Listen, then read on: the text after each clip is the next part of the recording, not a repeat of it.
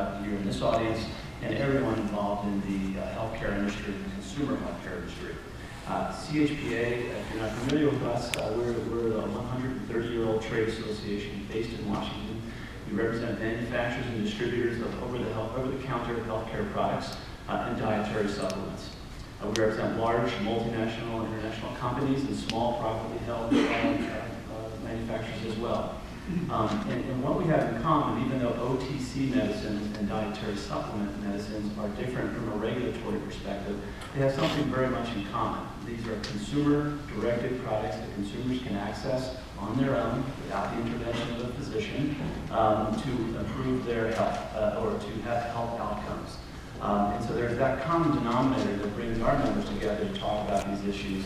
And we're very delighted to be here today. And obviously that's the common denominator that brings together all these organizations around this table as well.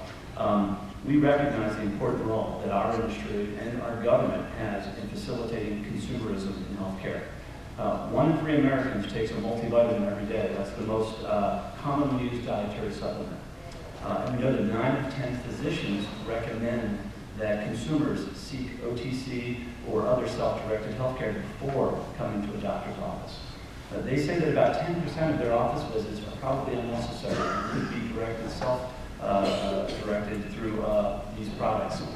If only half of those products, those visits, were avoided, we'd be talking about a $5.2 billion savings to the healthcare system.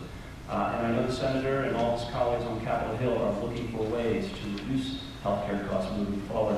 And obviously the products that our companies make are a big part of that solution.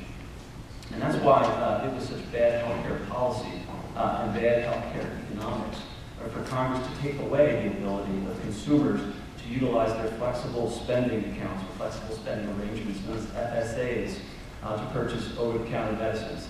You know, first tangible event that most people experienced as a result of healthcare reform was a letter from their healthcare providers, their FSA providers last fall saying you can no longer use your FSAs in 2011 for OTC products. Consumers had gotten used to and had relied upon FSAs and had budgeted for their healthcare and were taking control of their healthcare. And healthcare reform said, no thank you, we're taking this away from you. We're going to add to the cost of your healthcare anywhere from 10 to 35%. So it was exactly what happened when the president signed into law was exactly not what was intended. There was no longer increased access or reduced costs. There was reduced access and increased costs. So taking away the ability of consumers to utilize FSAs for OTC medicines was simply bad policy. And we need to fix that. We need to encourage consumers to take over more control of their health care and manage it wherever possible. And that's why I'm so delighted that Senator Hatch, along with Senator Marco Rubio of Florida, introduced S-1098 earlier this summer. It's the Family and Retirement Health Investment Act. And the Senator mentioned this earlier. This is a critical piece of legislation that would bring back proper incentives for self-management of health care and would give consumers more flexibility in their health care decisions. From our perspective, and this is a very broad-ranged piece of legislation, there's one important provision that we particularly support, which is, again, the FSA, the flexible spending arrangements.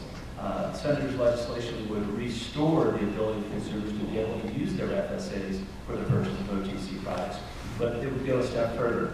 It would also allow consumers to utilize FSAs for the purchase of dietary supplements, nutritional supplements, and meal replacement products. We think that's good health care, that's better consumerism, it's empowering consumers to take more responsibility for their health care, and it's the only way we're really going to get health care under control is if consumers become more active participants in their health care. And that's why not only the industry is supporting this legislation, but a broad coalition of consumer groups, medical groups, manufacturing industry, insurers. It makes good economic sense and it's good healthcare policy. So we're very supportive of this bill. We hope it gets even more momentum than it has already, and we'd love to see the President recognize that this provision of healthcare reform was short-sighted, it needs to be fixed, and this legislation would do that. And I know in the interest of time, we want to get to the Q&A, which is always the most interesting part of these kinds of sessions, but I want to mention one other issue too, a legislative issue, And then I want to sort of put everyone on notice about it. It's also recently introduced legislation, but unlike the Senator's legislation, we're very concerned about this particular bill. It's the Dietary Supplement Labeling Act of 2011, S 1310. This legislation was introduced by Senator Durbin of Illinois, and it would require dietary supplement companies to provide FDA with a list of all of their dietary supplements, including all ingredients.